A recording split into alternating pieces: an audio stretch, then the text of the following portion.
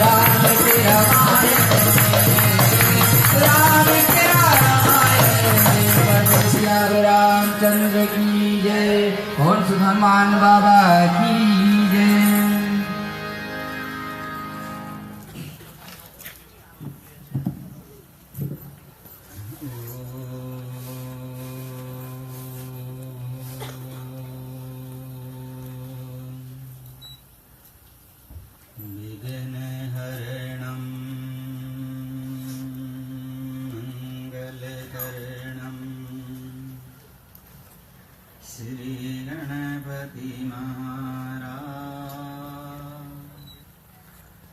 प्रथम निमंत्रण आपको पूर्ण कीजिएगा।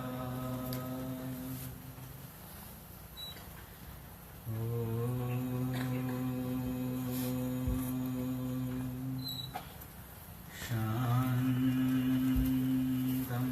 शाश्वत प्रमेयमनघं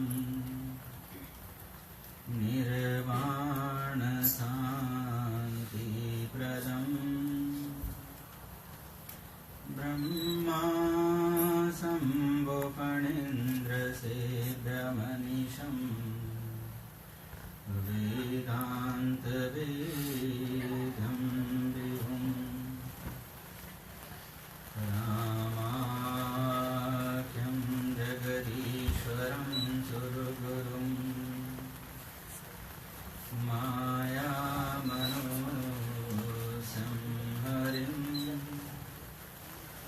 वन्देऽहं करुणाकरं रघुवरं भूपालचूडामणिम्।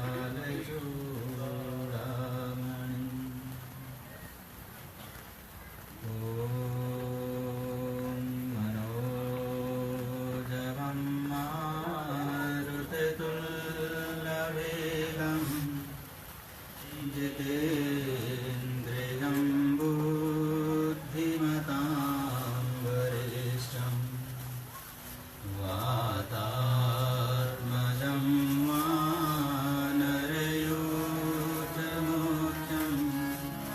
श्रीरामदूतं शरणं प्रपद्ये।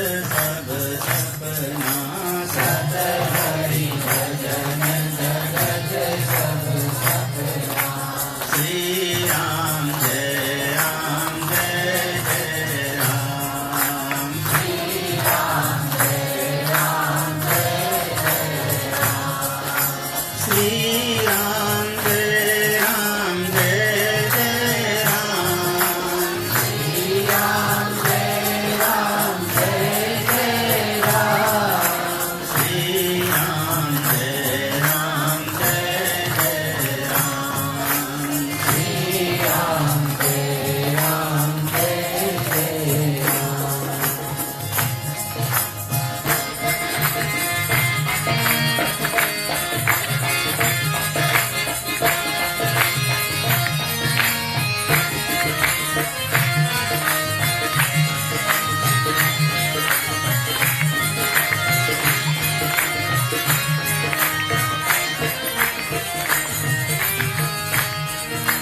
दशरथ पुत्र जन्म सुनि काना दशरथ पुत्र जन्म सुनि काना मानहु ब्रह्मानंद समाना मानहु ब्रह्मानंद समाना परम प्रेम मन पुलक शरीरा परम प्रेम मलक शरीरा चाहत उठन करत मति धीरा चाहत उठन करत मति धीरा श्री राम जय राम जय जय राम श्री राम जय राम जय जय राम श्री राम जय राम जय जय जय राम जय जय राम।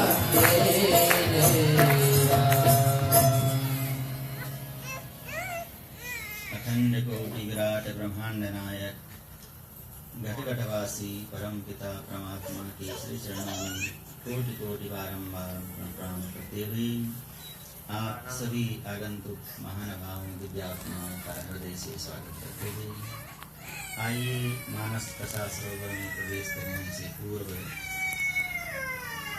कल भगवान श्री राम का प्राकट्य दिवस, भगवान का प्राकट्य मनाया गया। बड़े हर्षोल्लास के साथ में धूमधाम से मनाया गया।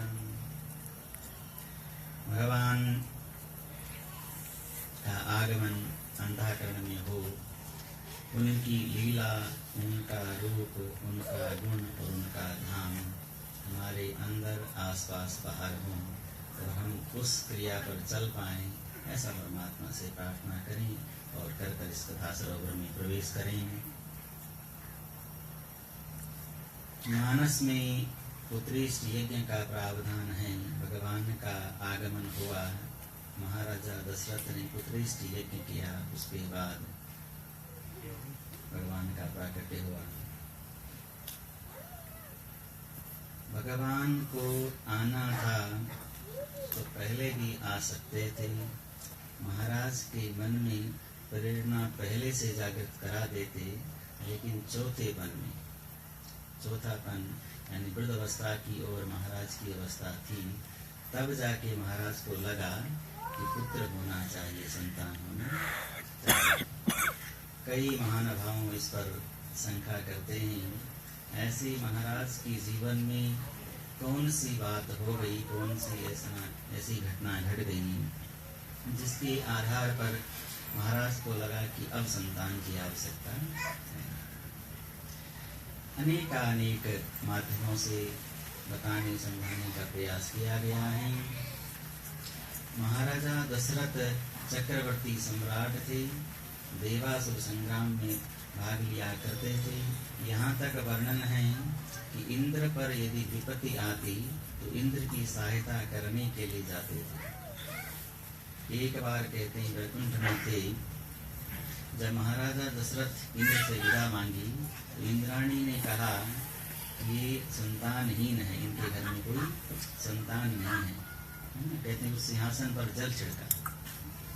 महाराज को लगा कि पुत्रहीन संतानहीन का इतना बड़ा तिरस्कार। फिर नगर में आए और सोच विचार करने लगे। प्रातः काल का समय था।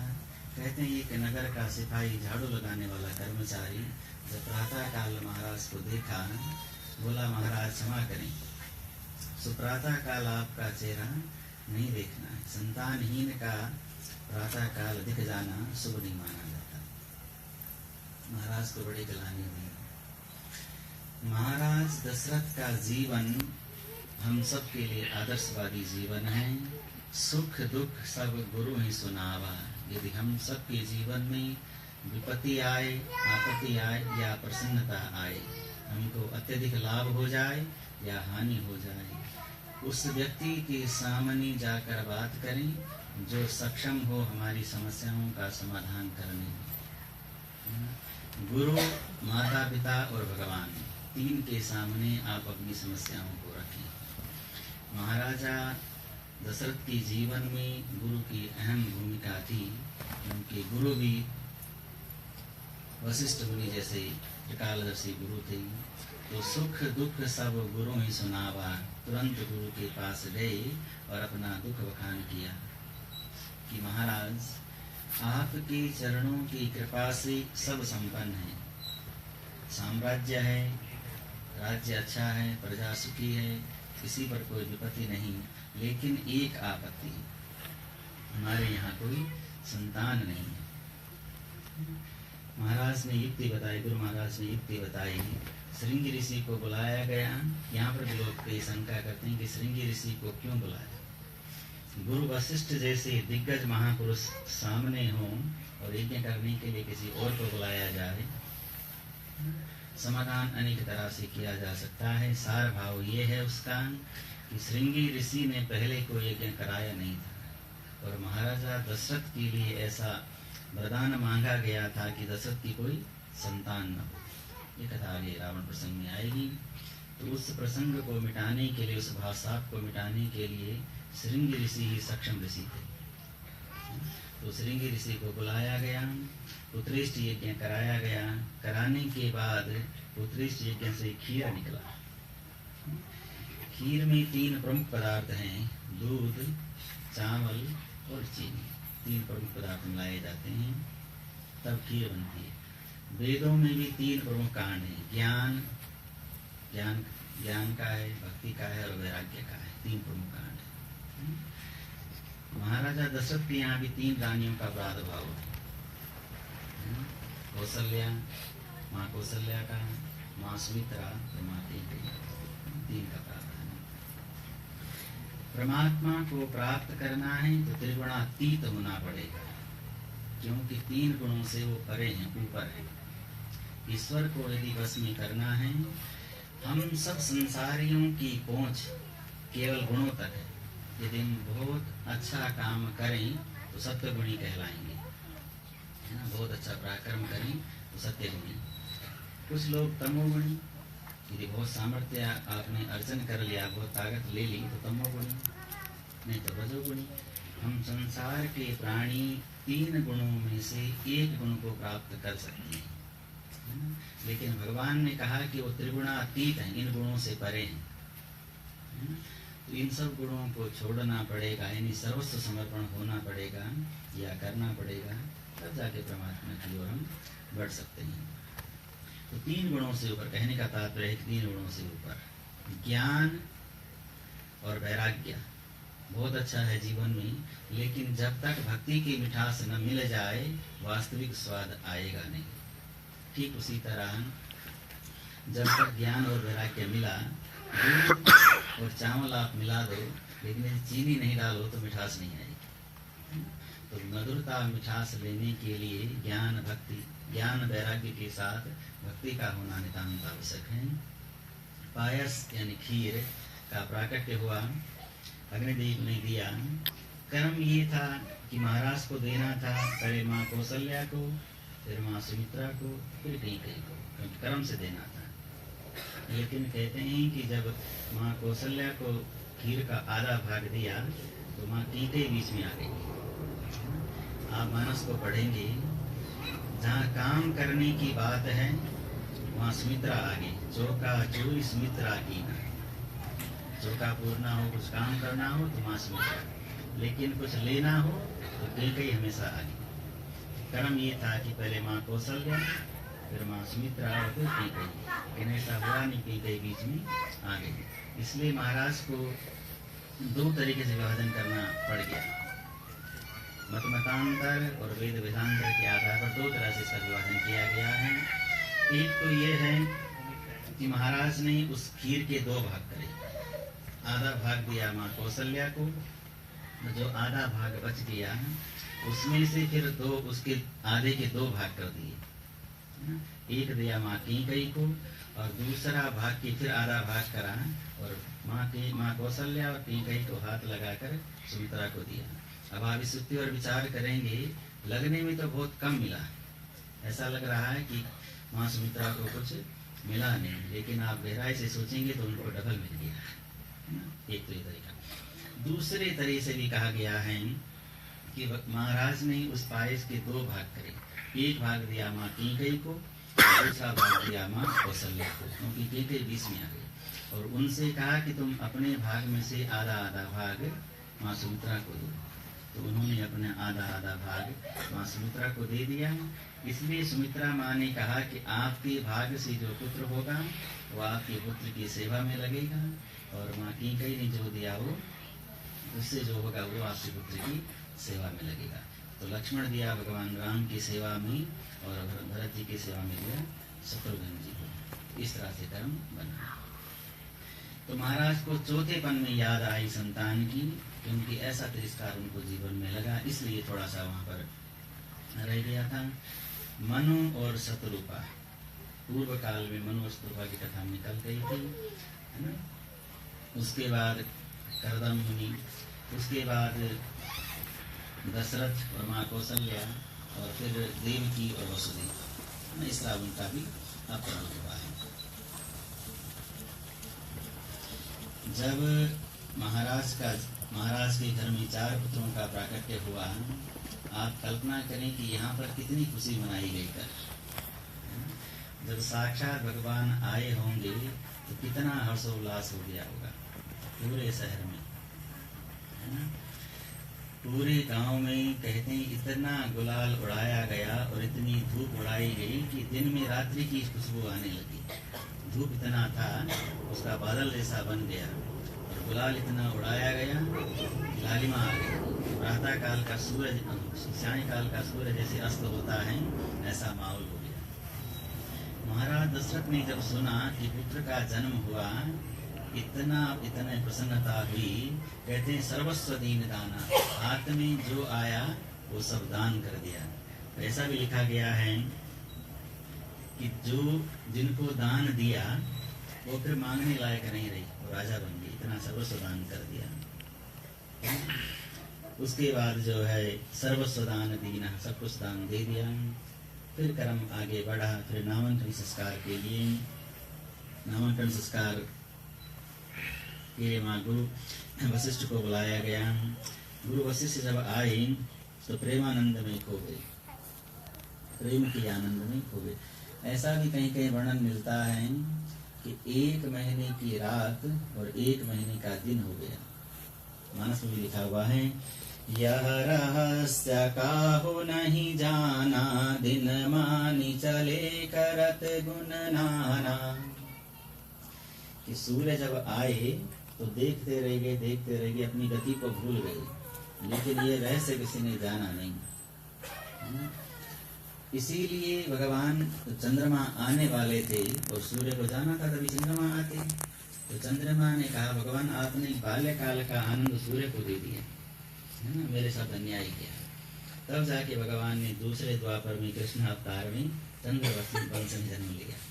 तो कहीं चंद्रमा भी फिर 1 महीना तक वहीं रहा, जिस तरह सूर्य पहले रहे उसी तरह चंद्रमा भी। एक बार आई सूर्य वंश में, दूसरी बार आई चंद्रमा में। एक बार आए ठीक दिन के 12 बजे, नौमी तिथि मास पुनीता, तिथि थी नौमी, चैत्र का महीना, मंगलवार का दिन, और इस तरह से। और दूसरी बार जब आए भगवान तो 9 अपने आप में पूर्णांक है, 9 अपने आप में पूर्णांक है ना। 9 को आप किसी संख्या से, 9 का पहाड़ा यदि आप पढ़ेंगे, जो लोग हिंदी जानते हैं, उसका योग 9 ही आएगा। इसी तरह से जो है 9 पूर्णांक, इसलिए भगवान को 9वीं तिथि को चयन करना पड़ा।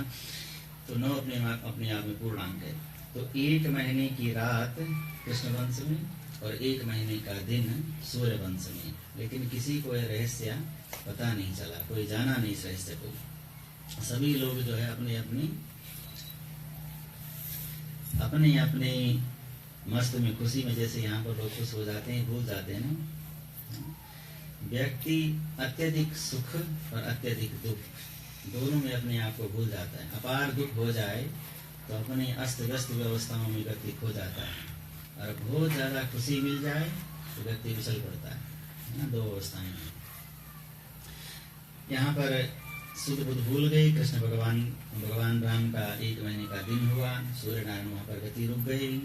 कहते हैं शंकर भगवान को जब पता चला कि बाल्यकाल का आनंद लेना चाहिए, तो माँ पार्वती से कहते हैं, ओ रहूं एक कहूं निज चोरी, ओ रहूं एक कहूं निज चोरी, सुनु गिरिजा अति दृढ़ मति चोरी, सुनु गिरिजा अति दृढ़ मति चोरी, काक भुसुंडी संग हम दो, काक भुसुंडी संग हम दो, मनुज रूप जानहि नहु को, मनुज रूप जानहि नहीं को, हो रहूं एक कहूं निज चोरी, सुन गिरिजा अति दृढ़ मति चोरी। बोलते हैं कि हे पार्वती, आपसे एक चोरी कहते हैं जो आपको भी पता नहीं चला। बाल्यकाल का आनंद लेने के लिए तुमसे झूठ बोलकर चला गया अवधपुरी में। तुमसे कहा जा रहा हूँ विंध्याचल, और चला गया अपने शिष्य काकभूषुंडी के साथ अवधपुरी में, क्योंकि बधाई बज रहे थे ना, जय जय राम अवध के दुलारे, है ना। तो कान तृप्त हो रहे थे, लेकिन आंखें जो है तृप्त नहीं हो रही है ना। कानों से सुनाई आ रहा था, लेकिन आंखों से तृप्त नहीं मिल रही थी। इसलिए झूठ बोलकर शिष्य को साथ लेकर चले गए अवधपुरी में, है ना। लेकिन महाराज की ऐसी कड़ी व्यवस्था थी, क्योंकि चौथे वन में बच्चा हुआ, वृद्ध अवस्था की शादी और वृद्ध अवस्था के बच्चे, है ना, दोनों बंधन बहुत प्रगाढ़ बंधन रखते हैं, है ना। वृद्ध अवस्था में जवान पत्नी, है ना, और ऊपर से वृद्ध अवस्था में बहुत बुढ़ापा हो तब बच्चे हों, तो अगाढ़ प्रेम होता है। ऐसा नहीं कि जवानी में नहीं होता, पर प्रगाढ़ प्रेम बनता है। तो बड़ी कड़ी व्यवस्था कर रखी थी, और नगर में इतनी भीड़ की बाहर से कोई जा नहीं सकता अंदर। शंकर भगवान ने सोचा कैसे जाएं, क्योंकि सीधे जाएंगे तो लोग पहचानेंगे शंकर हैं। तो ब्राह्मण का वेश बनाया और कहा कि भूषुंडी जी को शिष्य बना लिया। बोले तुम जाओ नगर में ढिंढोरा पीटो, हमारे गुरु जी बड़े ज्ञानी, 100 जन्मों का हाल बता देते हैं। कहा कि भूषुंडी जी चला पड़े, हमारे गुरु जी बड़े ज्ञानी ज्ञानी हैं। अब लोगों की भीड़ लगी, क्योंकि आजकल हाथ दिखाने वाले बहुत लोग हैं। बोलते महाराज हमारा हाथ देखिए। तो शंकर भगवान तो शंकर है, 1 जन्म नहीं 100 जन्मों का हाल बता दिया। कहते हैं बात फैलते फैलते जो है महल में पहुंच गई, और माँ कौशल्या के पास जैसे पहुंची, माताओं का हृदय बड़ा गर्वित होता है। बोला ललन का हाथ दिखाएंगे, है ना, बच्चों का हाथ दिखाते हैं कि कैसा किसी व्यवस्था है। बोला गुरुजी कहाँ है आपकी? बोले गुरुजी थोड़ा दूर पर है। बोला लेके आओ, पीछे गेट से लेके आना, आगे तो भीड़ बहुत है। कहा कि भूषुंडी जी आए। बोला गुरुजी काम बन गया, है ना। तो गुरुजी को पीछे के रास्ते से लेकर गए, और जब भगवान ने हाथ देखा, देखने की जरूरत क्या थी, भगवान शंकर भगवान से कोई छुपा थोड़ी कुछ नहीं। हाथ की रेखाओं को देखने के बहाने एक एक अंग का स्पर्श करना और बारीकी से देखना, आंखों से अश्रुपात, आंखों से आंसू निकलने लगी। माँ कौशल्या ने सोचा शायद कुछ अनर्थकारी योग है, कुंडली में कुछ अच्छा योग नहीं। बोला महाराज आप बताएं कि क्या आंसू क्यों निकलते हैं? बोले नहीं नहीं अच्छा योग है, सब कुछ अच्छा योग है। बोलो बताओ क्या करेंगे? तो शंकर भगवान ने सारी कथा, किस कर्म से कैसे पुत्रष्टि यज्ञ हुआ, कैसे जन्म होगा, सारा कहानी बता दी। केवल सीता स्वयंवर तक कहानी को ले गई, भगवान राम की विवाह तक। आगे जो है वनवास है, बोला भी बता दूंगा तो है ना, कष्ट होगा, पीड़ा होगा। ये व्यक्ति की कल काल में शिक्षा है, किसी से बात करनी हो तो बहुत ही खुशी, जब उसको प्रसन्नता वही बात करें। यदि उसका बहुत ज्यादा अनिष्ट होता हो तो स्पष्ट बता दें, लेकिन हो सके तो सामने वालों को वही बात करें जो दूसरे को अच्छी लगे। श्रीमद् भागवत पुराण में एक प्रसंग आता है कि पांडवों और कौरवों के बीच जब युद्ध हुआ तो विदुर जी तो यात्रा पर थे, विदुर जी युद्ध में थे नहीं। विदुर जी जब वापस आए घूम फिर करके तो उनको पता चल गया कि भगवान कृष्ण ने अपनी लीला समाप्त कर ली। पांडवों ने पूछा आकर के कि चाचा जी आप कहाँ कहाँ घूमे, सारा हाल बताया, सारे तीर्थों का, कौन से तीर्थ में गए, किस सरोवर में रहे। लेकिन उसमें लिखा यदुकलम क्षयम, ऐसा लिखा है कि यदुकल का क्षय हो गया, ये छोड़कर सब कुछ बता दिया, है ना। सोचा कि अर्जुन तो गए हैं समाचार लेने के लिए, जब तक वो आएंगे कम से कम 5-6 महीने लगेंगे, तब तक सुखी से रहेंगे, और अभी बता दिया तो रोना शुरू कर देंगे। तो सामने वालों को वो बात बतानी है जो दूसरे को अच्छी लगे। हम लोगों का स्वभाव क्या है कलिकाल में कि बात वो बताएंगे जो दूसरे को थोड़ा पीड़ा दे, कष्ट हो, और बाद में कह भी देंगे कि मैं ठीक कर दूंगा, चिंता मत करो, हम सब संभाल लेंगे। तो बात वो करनी है जो दूसरे को अच्छी लगे। ऐसी वाणी बोलिए मन का आपा, औरों को भी शीतल करे और अपने को भी अच्छा लगे। देखिए, शब्द का संबंध है मन से। मन और मस्तिष्क एक होना चाहिए, तब जाके बात निकलेगी। हम लोग क्या करते हैं, मन में कुछ और है और मुख में कुछ और है, तो दिल से लेकर और मुख तक लाने के लिए उसको परिवर्तन करना पड़ता है, चेंज करना पड़ता है। मान लेते हैं किसी से आपकी बनती नहीं है और सामने व्यक्ति मिल गया, तो आप लोग क्या करेंगे? अब घर पर आ गया मान लेते हैं किसी के साथ, तो भगाएंगे तो नहीं, हाथ मिलाना पड़ेगा ऐसा। और मन में इच्छा है कि क्यों आ गया ये, लेकिन बोल नहीं सकते ना, कि बोलेंगे तो लोग सोचेंगे कैसा आदमी अपने घर में आए हो, ऐसा बात करते हैं।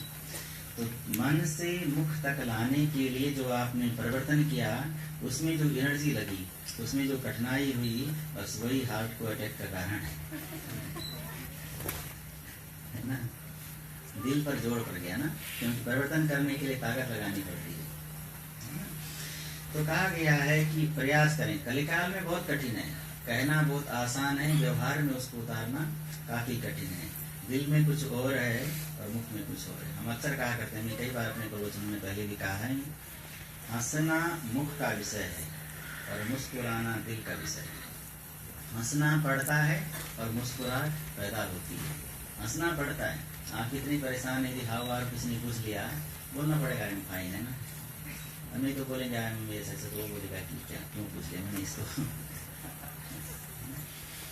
तो मुस्कुराहट जो है वो दिल का विषय है और हंसना मुख का विषय है। हंसने की कोशिश कम करें, मुस्कुराहट पैदा करें, अपने अंदर में मुस्कुराहट पैदा करें।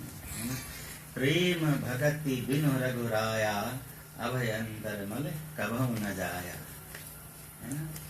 प्रेम और भक्ति के बिना अंधाकरण का मल कभी दूर नहीं होगा।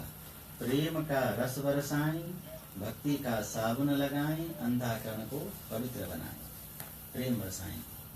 प्रेम कैसे प्रकट होगा, ये भी एक है, प्रेम होगा कैसे, है ना। कि मान लेते हैं प्रेम से प्रारंभ करना हो, है ना, प्रेम भक्ति, प्रेम और भक्ति के बिना कुछ जाएगा नहीं। पर प्रेम होगा कैसे, तो प्रेम के लिए कंडीशन मानस में लिखी है, सरल स्वभाव मन कुटिलाई।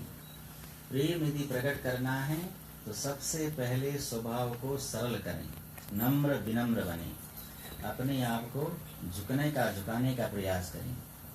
व्यक्ति यदि सरल बन गया तो व्यक्ति का काफी अहंकार टूट जाएगा, गिर जाएगा। स्वभाव में सरलता मन की मलिनता को दूर करता है। जिस व्यक्ति का स्वभाव सरल होगा उसके बाद प्रेम प्रकट होगा। दूसरी बात, जो व्यक्ति अपने आप से प्यार नहीं करता वो किसी से प्यार कर नहीं सकता। पर ध्यान रखना, प्यार कह रहा हूँ, मोह नहीं। मोह अलग चीज है, प्यार अलग चीज है। प्यार करना है, मोह नहीं करना है। अपने शरीर से, अपनी वस्तुओं से, अपनी सभी चीजों से। दुख का प्रमुख कारण संसार में ये भी है, व्यक्ति अपनी कमियों को यानी अपने पास क्या नहीं है और दूसरे के पास क्या है, इसको देखकर परेशान हो जाता है। ये कभी नहीं देखता कि मेरे पास क्या क्या है ना।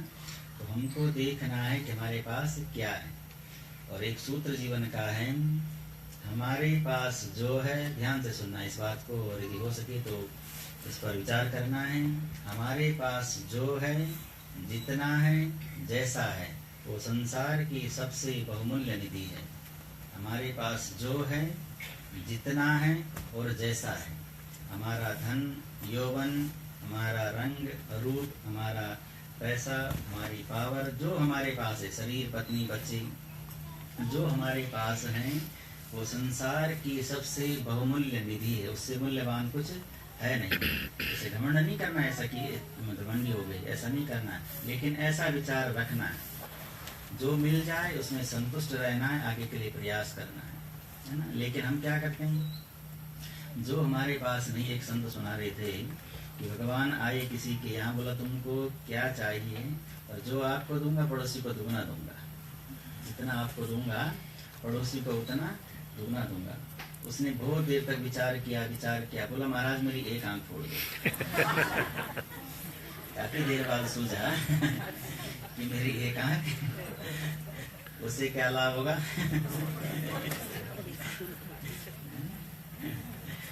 तो ऐसा सोचना है, परहित सरस धर्म नहीं भाई। अष्टादश पुराणस्य व्यासस्य वचनाद्वयम् परोपकार पुण्याय पापाय परपीडनम्। वेद व्यास जी ने 6 शास्त्र, 18 पुराण, उपनिषद, ग्रंथ, संहिताएं सब कुछ रचा। रचने के बाद 2 लाइन में उसका निचोड़ निकाल कर रख दिया, सार भाव बता दिया कि परोपकार पुण्याय पापाय परपीडनम्। परोपकार से बढ़कर कोई पुण्य नहीं, और किसी को कष्ट देने से बढ़कर कोई पाप नहीं। 16 सूत्र में प्रथम सूत्र है, मम कृते कष्टम एव न जायते। वेदों में जीवन को जीने के लिए 16 प्रमुख सूत्र हैं। जीवन को सुखी, जीते तो सभी हैं, और सुख में जीवन कैसे जीना है 16 सूत्र। पहला सूत्र है, प्रातः काल उठे, मन में सोचे मेरे द्वारा किसी को कष्ट न हो जाए। हम किसी का भला नहीं कर सकते हैं, पर मेरे द्वारा किसी को कष्ट हो ना जाए, ऐसा सोचना है ना। इस तरह से बातें, तो शंकर भगवान ने वो सब बात बताई, वहां तक विवाह तक, वहां खुशी तक, उसके बाद विदा ली और वापस आ गई, है ना। आने के बाद फिर महाराज दशरथ के यहाँ नामांकन संस्कार के लिए गुरु वशिष्ठ को बुलाया गया। गुरु वशिष्ठ जब नामांकन करने के लिए आए, तो जब आते भगवान को देखा तो वो शुद्ध विसराई लिखा गया है कि आया था इनका नाम रखने, लेकिन अपना नाम मैं भूल गया खुद। तो महाराज ने पूछा, महाराज नाम बताइए। बोला सत्य बताओ महाराज, आया तो इनका नाम रखने था, लेकिन मैं अपना नाम भूल गया कि मेरा नाम क्या है ना। इनकी सुंदरता, इनका वात्सल्य जो है, देख कर मैं अपने आप को भूल गया। भगवान राम कितने सुंदर थे। कहते 14 वर्ष वनवास जब रहे, किसी चींटी, बिच्छू, सांप, मच्छर तक नहीं काटा नहीं भगवान ने। आप मानस को ध्यान से पढ़ें, अपना बैर विसाकर, यदि सांप काटने को आता तो सूंघ कर चला जाता, और जहाँ भगवान चलते साथ साथ पीछे पीछे चलता जाता। भगवान के पैर में जब कांटे चुभ गए, प्रसंग कहीं और रामायण का है, कांटे चुभ गए तो निकाल रहे थे जब दंडकारण्य वन में, तो सीता माता को बोला कि सीता देखो ये कांटे निकल नहीं रहे, काफी कोशिश कर रहा हूँ लेकिन कांटे निकलते नहीं। सीता माँ ने कहा प्रभु जो आपके चरण शरण में आ जाए कौन निकलना चाहेगा। भगवान ने बोला मेरे को पता चल गया। कहते हैं उन कांटों को 10,000 वर्ष तक धरती पर रहे और निकाला नहीं कांटों को, उन कांटों को पैरों में रहने दिया, है ना। तो भगवान दीन बंधु करुणालय, वरुणालय करुणा के सागर हैं, चरण शरण में आ जाते हैं, सर्वस्व समर्पण करने वाले हैं, इसलिए उनके श्री चरणों में प्रेम की प्रगाढ़ता को बनाए रखना है। तो गुरु वशिष्ठ ने नामांकन करना प्रारंभ किया है। जो आनंद सिंधु सुख राशि, जो आनंद सिंधु सुख श्रीकर के त्रिलोक सुखासी, श्रीकर के त्रिलोक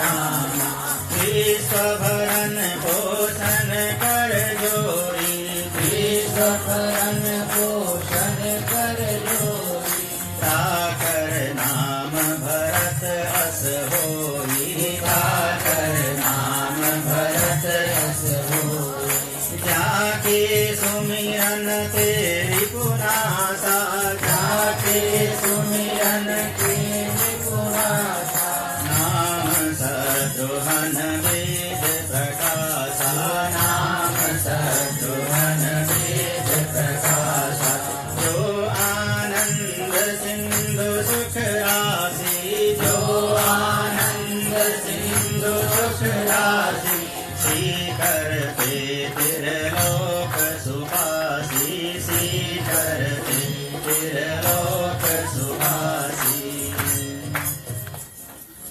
जो आनंद के सागर हैं, त्रिलोक में जो आनंद नहीं मिलता है, जो आनंद एक क्षण एक पल एक बूंद में मिल जाए, उनकी कृपा यदि हो तो ज्ञानी वो आनंद के घन है। इस चौपाई पर भी कई महंतों ने बड़ी चर्चा की है कि यदि परमात्मा आनंद है, मान लें यदि परमात्मा आनंद है, तो संसार में जो व्यक्ति को आनंद मिलता है वो भी परमात्मा का स्वरूप होना चाहिए। मान लें किसी को चोरी करने में आनंद आता है, तो आनंद परमात्मा का स्वरूप है, तो वो भी आनंद है, तो उसका स्वरूप होगा, है ना। चुगली सुनने में करने में ये सब आनंद किसी को आता है। बहुत से लोगों को बुराई करने में और बुराई सुनने में बड़ा आनंद आता है। मंत्र जाप यदि करें 10 मिनट और जीभ थक जाती है, और आप बात कर लो इधर की उधर की पूरे ब्रह्मांड की, थकेगी नहीं, लगे रहेंगे रात में। आप विचार करके देखें, राम राम आप जपें, थोड़ी देर बाद बोलते हैं जीभ थक गई है ना, और बात आप करा लो पूरे ब्रह्मांड की, थकती नहीं जीभ, है ना। तो आनंद कहा गया है, तो शास्त्रों में उसको बहुत गहराई से लिया गया है। सार भाव ये है, हाँ, कि संसार का जो आनंद है वो भी आनंद है, लेकिन भगवान आनंद कंद है, आनंद घन है, आनंद की समुद्र है, और संसार का जो आनंद है वो बिंदु है। तो जब बिंदु में इतना आनंद है तो सिंधु में कितना आनंद होगा। जब समुद्र की एक बूंद में इतना आनंद है, तो समुद्र यदि मिल जाए तो कितना आनंद होगा, है ना। तो परमात्मा आनंद का समुद्र है, और संसार जो है वो बिंदु मात्र है, इसलिए बिंदु की जगह सिंधु की ओर चले, है ना। तो जो आनंद के घन है उनका नाम है राम, है ना? भगवान का आनंद घन कहा गया है कि उनको स्मरण करने से, वैसे ही व्यवहारिक जीवन में आप देखें, गोस्वामी जी ने स्पष्ट कह दिया है, भगति ते तात सुख गुण मूला। यदि सुख चाहिए तो भक्ति का आपको अपनाना पड़ेगा।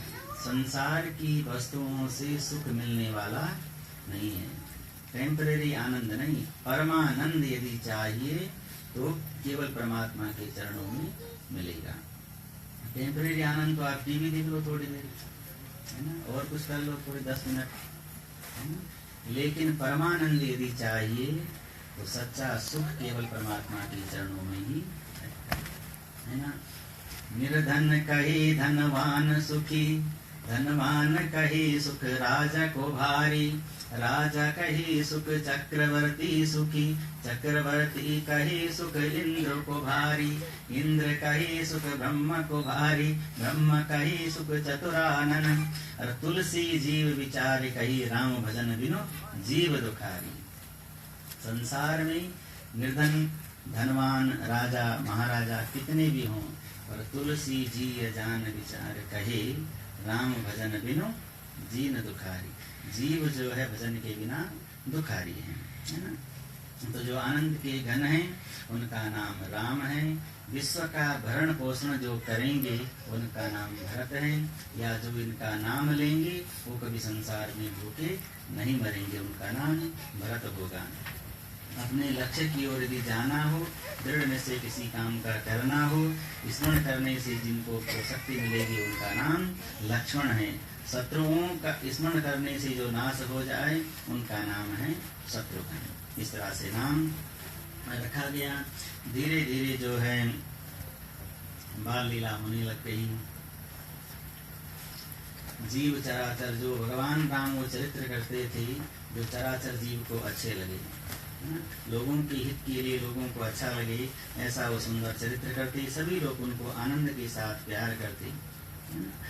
कुछ समय बाद जब पालने में भगवान को रखा गया, ठुमुक ठुमुक चल करके पालने में रखा गया।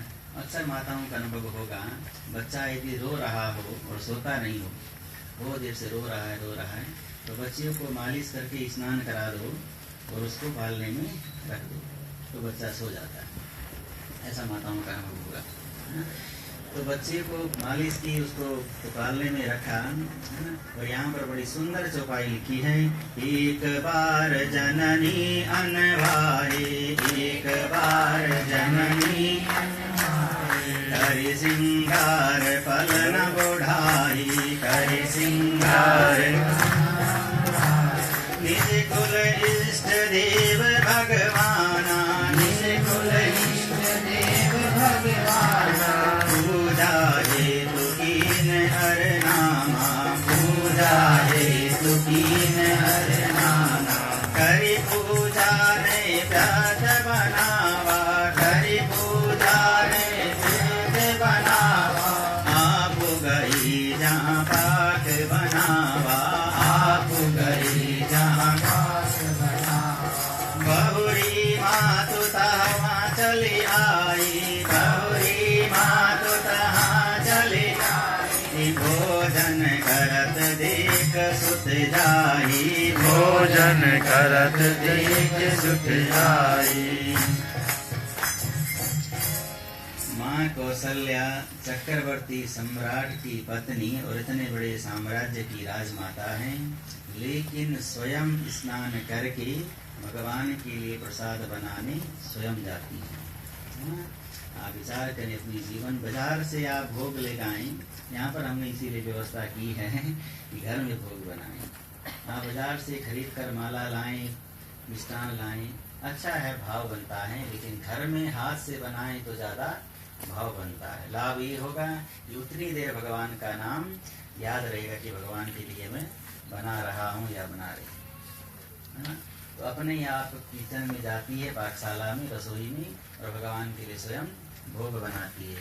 नैवेद्य का भोग बनाया गया, मोदक लड्डू का भोग बनाया गया, और जब भगवान को भोग लगाने के लिए आई, जैसे पालने में देखा तो भगवान राम उतर कर लड्डू खा रहे थे। पाक में गई, का पाकशाला में लड्डू तो अंदर था, बाहर कौन ले आया? देखा लड्डू वहीं पड़ा हुआ। दासियों से पूछा भी, किसी ने पालने से उतारा, लड्डू किसी ने दिया? बोला हमने तो नहीं दिया, है ना। तो जब दोबारा पालने की ओर गई तो देखा पालने में भगवान सो रहे हैं, है ना। पाकशाला में जाती है, खा रही, बाहर आई सो रही हैं, तो मति भ्रम हो गया कि पालने से उतारा नहीं तो छोटे हैं, उतारा किसी ने नहीं, लड्डू कैसे खा रहे हैं। तो मन मति भ्रम हो गया। यहाँ वहाँ दुई बालक देखा, मति भ्रम मोर की आन विषय का। दो बालकों को देख लिया, एक यहाँ एक वहाँ, तो सोचने लगी कि मेरा मति भ्रम है या मेरे को कुछ हो गया है। और उससे बड़ी समस्या ये हुई कि मैं कहीं असली खो न दूं, नकली रख न लूं, मेरा असली कौन है कैसे पता चलेगा, है ना। मति भ्रम मोर की आन विषय का, ऐसा लिखा है। बड़े विचार करने के बाद जो है, जब भगवान के पास गई, दिखरावा मातही निज अनवत रूप अखंड, रोम रोम प्रतिलागे कोटि कोटि भ्रमंड। भगवान ने रामचरितमानस में माँ कौशल्या को अपना वास्तविक रूप दिखाया, लेकिन महाराज दशरथ को कभी नहीं दिखाया। वरदान काल में उन्होंने मांगा था, आप जैसा पुत्र चाहिए, है ना। लेकिन माँ कौशल्या ने जब उनसे पूछा तो शत्रुपा से, शत्रुपा रूप में, उन्होंने कहा मुझे आप अपना आनंद दीजिए, आपकी माया मुझे कभी मोहित न करे बस। क्योंकि रूप तो पुत्र आएंगे तो पहले माँ को लाभ होगा, पिता को तो बाद में लाभ होता है ना। माँ तो परिचय कराती है ना कि तुम्हारा पुत्र है, तो पिता को कैसे पता चलेगा। और संसार की विडंबना देखिए, कभी किसी ने पूछा भी नहीं कि मेरा पुत्र है कि नहीं, माँ ने बताया और बाप ने मान लिया। फिर भी मातृशक्ति को जो है ऐसा लगता है कि हमारी कोई मानता नहीं।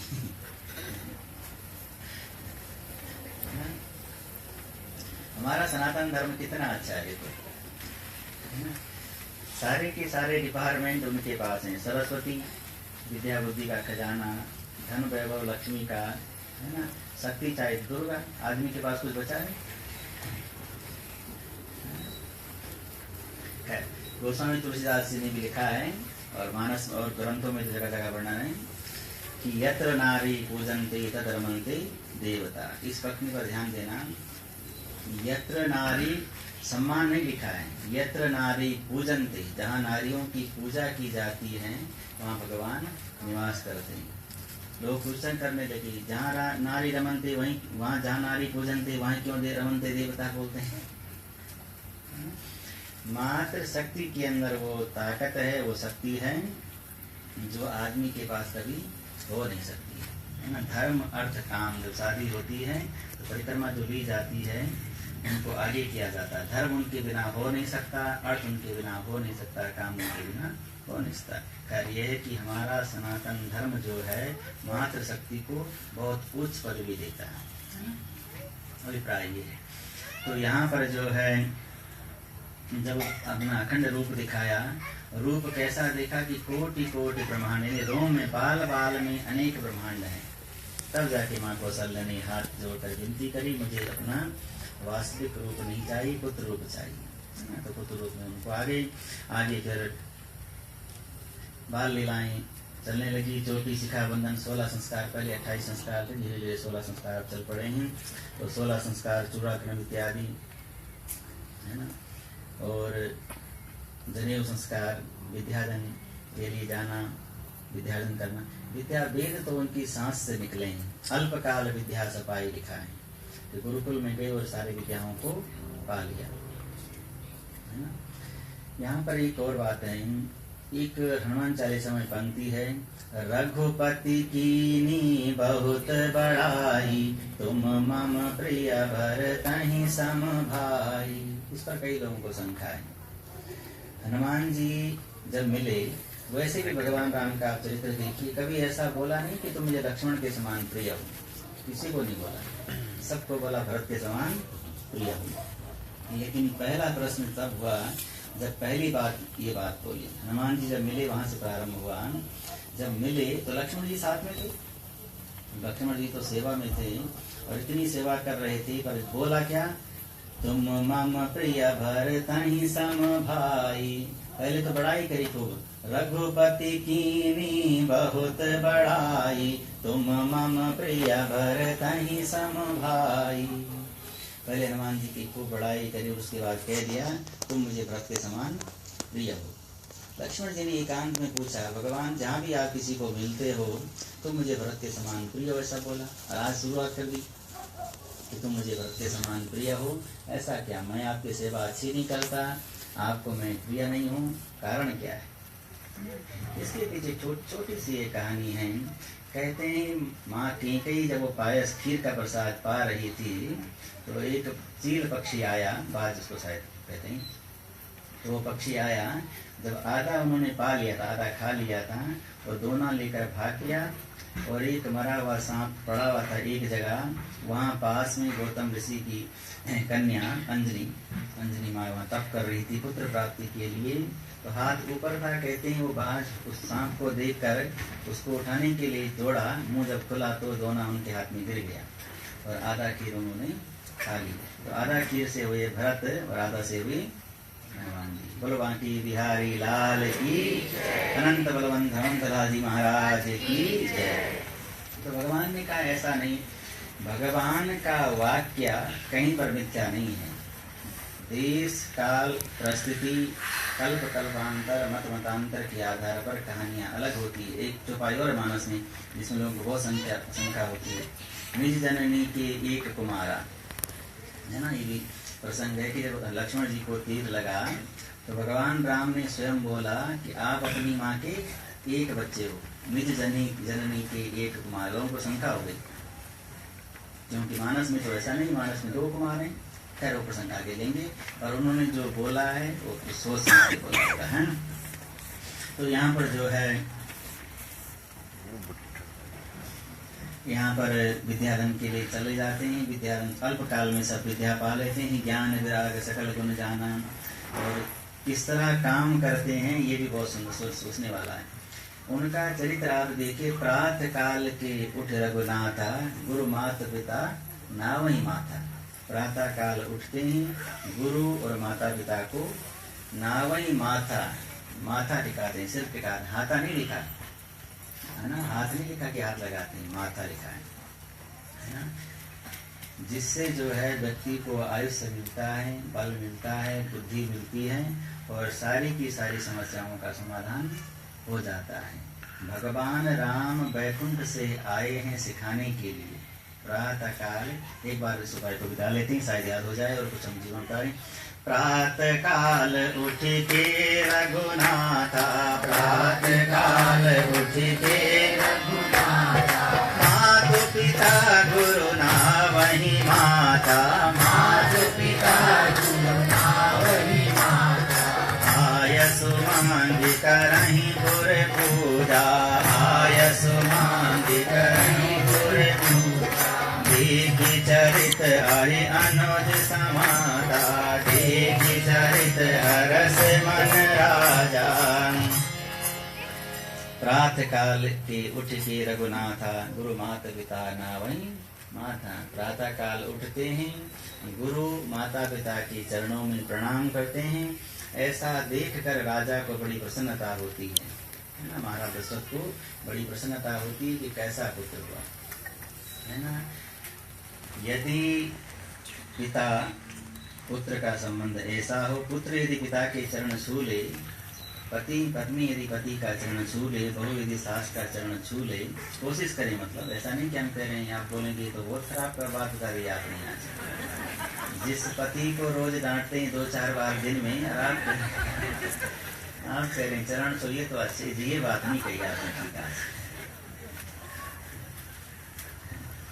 होता है ना अक्सर, पत्नी को तो आदत होती है ना कि तुमको कुछ नहीं आता। ऐसा मत सोचना कि अपना अनुभव बता रहे हैं ना।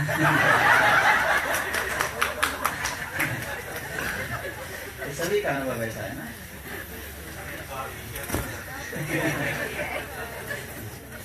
आप किसी को देख लीजिए, अनादिकाल से भगवानों पर देखे आप, भगवान को क्षीरावदो च लक्ष्मी से थे हरा से थे हिमालय, है ना।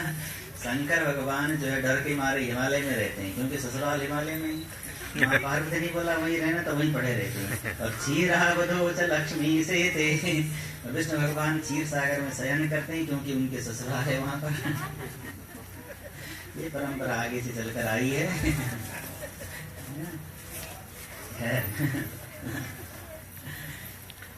जलंधर जो राक्षस था, कहानी रामायण में आती है। जब देवताओं ने कहा कि महाराज ये आप तो पड़े रहते हैं क्षीर सागर में, आप तो पड़े रहते हैं और ये साला तुम्हारा साला जो है सारे संसार में उपद्रव मचा रहा है, तो विष्णु भगवान ने जैसे अपना धनुष उठाया कि उसको ठीक करता हूँ, तो लक्ष्मी माँ ने खबरदार, वो मेरा भाई है, मारना नहीं उसको। देवता लोग द्वार पर खड़े हैं, इंतजार कर रहे हैं कि भगवान आएंगे। अंदर पत्नी ने मना कर दिया, भगवान को धर्म संकट हो गया, करें क्या। आखिरकार पत्नी की माननी पड़ी, वचन देना पड़ा, मारूंगा नहीं। अब जाना तो पड़ेगा, वो गेट पर खड़े हैं तो सोचेंगे कि दरवाजे पर देवता लोग हैं, अंदर पत्नी ने मना कर दिया। कभी कभी मांगने वाला धर्म संकट में पड़ जाता है ना। जो मांगने वाला उसको समझना चाहिए। कोई व्यक्ति हमको सुना रहे थे कि एक आदमी एक घोड़ी मांगने गया किसी के यहाँ, पक्के दोस्त थे, सके घनिष्ठ मित्रता। बोले महाराज बेटा भाई ने जब घोड़ी दे दे आज। बोला यार घोड़ी तो दे देता, पर बच्चा जंगल में लेके गया है, उसके पैर को उठाना है, ऐसा वैसा। नहीं तो मेरा दोस्त दे ही देता। और ऐसा वैसा करते करते बात कर ही रहा था कि अंदर घोड़ी बोल पड़ी खुण करके। बोला यार घोड़ी तो अंदर बंदी है, तू कह रहा जंगल लेके गया। बोला तेरे को मेरी बात समझ में नहीं आई, घोड़ी की आ गई। घोड़ी की बहुत जल्दी समझ गया, मेरे नहीं समझा है। तो सामने वाले को भी समझना चाहिए। यदि कोई ऐसी बात हो तो फट से समझना चाहिए कि देना चाहता है कि नहीं देना चाहता। सीताराम सीताराम सीताराम कहिए, सीताराम सीताराम सीताराम कहिए, सीताराम सीताराम सीताराम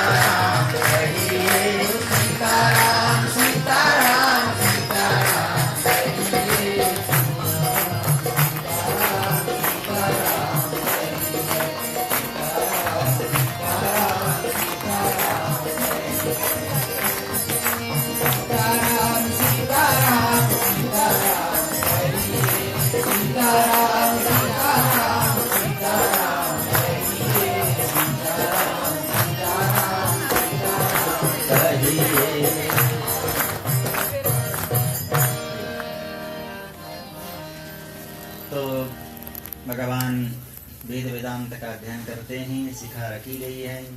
अल्पकाल में सारे विद्याओं को अपना लिया। वेद भगवान के श्वास से प्रकट हुए हैं, इसलिए उन्हें ब्रह्म प्रणीत कहा जाता है। कई लोग शंका करते हैं, हमसे अक्सर लोग पूछते हैं कि वेदों को लिखा गया है या प्रकट हुए हैं, है ना। वेदों को लिखा नहीं गया है, वेद भगवान के रूप से प्रकट हुए हैं, इसलिए वो स्वप्रणीत उनका नाम है। जो उसमें लिखा गया वो मान्यता है, उसको मानना चाहिए। अब जो है विश्वामित्र जी को पता चलता है कि भगवान का प्रकट हो गया, भगवान का अवतरण हो गया है। विश्वामित्र जी यज्ञ में दीक्षित हैं। जो व्यक्ति यज्ञ में दीक्षित हो उसे क्रोध नहीं करना है ना। इसीलिए यहाँ पर भी हमने पहली बात ही निवेदन किया था, यज्ञ में आप दीक्षित हो जाएं, क्रोध नहीं करना है। क्रोध पुण्य को खा जाता है ना। क्रोध अग्नि है और पुण्य सिंपल सा, स्वादिष्ट सा और सरल सा जो है रुई का ढेर है। इसलिए क्रोध करेंगे तो पुण्य क्षीण हो जाएगा, है ना। तो क्रोध नहीं करना है, ये पुण्य को समाप्त कर देता है। तो विस्तार हो गए तो बोला क्रोध नहीं कर, राक्षस लोग उपद्रव मचा रहे, क्रोध न करें, कैसे समाधान हो। ध्यान लगाया, पता चला भगवान का अवतरण हो गया है। तो मांगने के लिए आते हैं विश्वामित्र महामुनि ज्ञानी। विश्वामित्र के दो अर्थ हैं, विश्वामित्र और विश्वामित्र। तो पूरे संसार का मित्र हो। कई लोग संधि व्याकरण वाले इसमें विच्छेद करते हैं कि विश्व का विश्वाधन अमित्र सा विश्वामित्रा और विश्वामित्र से सा विश्वामित्रा है। एक व्याकरण क्या भाषा है, और वास्तविक अर्थ लेना चाहिए विश्व के जो मित्र हैं। उनको पता चल गया कि विश्वामित्र जी को पता चल गया है कि भगवान का अवतरण हुआ।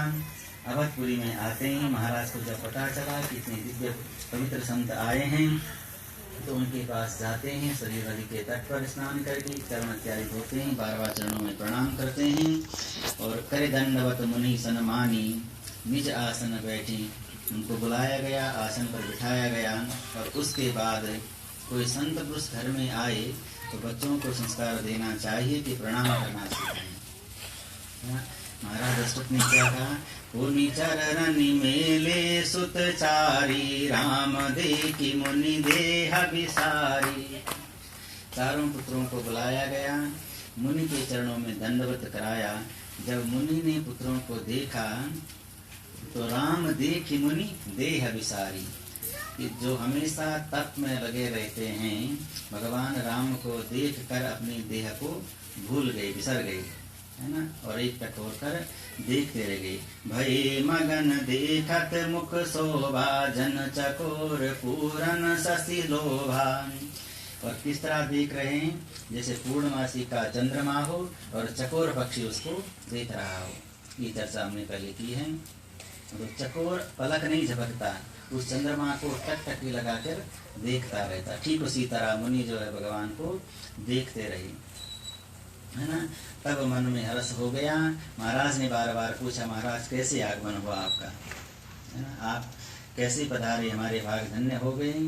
बोला मुझे राक्षस लोग परेशान करते हैं, 100 यज्ञ पूर्ण करने हैं, लेकिन जब भी युग समाप्ति की ओर होता है तो मारीच और स्वभाव, है ना, 2 राक्षस हैं जो मलमूत्र की वर्षा करके यज्ञों को नष्ट कर देते हैं, है ना। मुझे जो है आपकी सहायता चाहिए। महाराज ने सोचा कि कुछ धन इत्यादि मांगते होंगे। बोला आप आज्ञा कीजिए, सर्वस्व दे, सब कुछ दे दूंगा, है ना। सुनी राजा अति अप्रिय वाणी हृदय कंप मुख दुति मुशलानी। जब महर्षि ने कहा मुझे धन कुछ नहीं चाहिए आपका, मुझे आपके पुत्र चाहिए, 2 पुत्रों को दीजिए।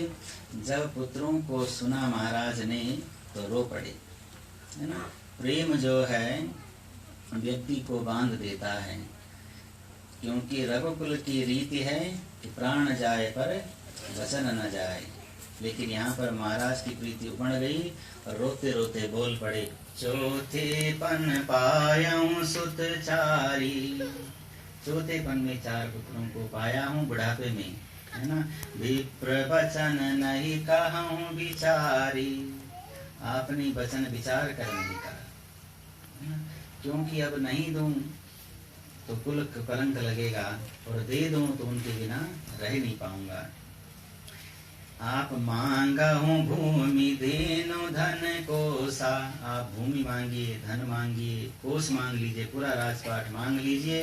सर्वस्व देहूँ आज सहरोसा, सब कुछ दे दूंगा सहरोसा, खुशी से सब कुछ दे दूंगा। लेकिन देह प्राण ते प्रिय कछु नाही। शरीर को सबसे ज्यादा प्रिय क्या है? अपना प्राण है ना। शरीर से सबसे ज्यादा प्यार प्राण से करता है ना अपने आप को, है ना। सबसे ज्यादा देह को अपना प्राण प्रिय है। लेकिन सोई मुनि देहो निमिष एक माही। आप मुझे आदेश करें और निमिष मात्र में, एक सेकंड में अपना प्राण आपके चरणों में निछावर कर दूंगा। भूमि धन कोष मांगिए,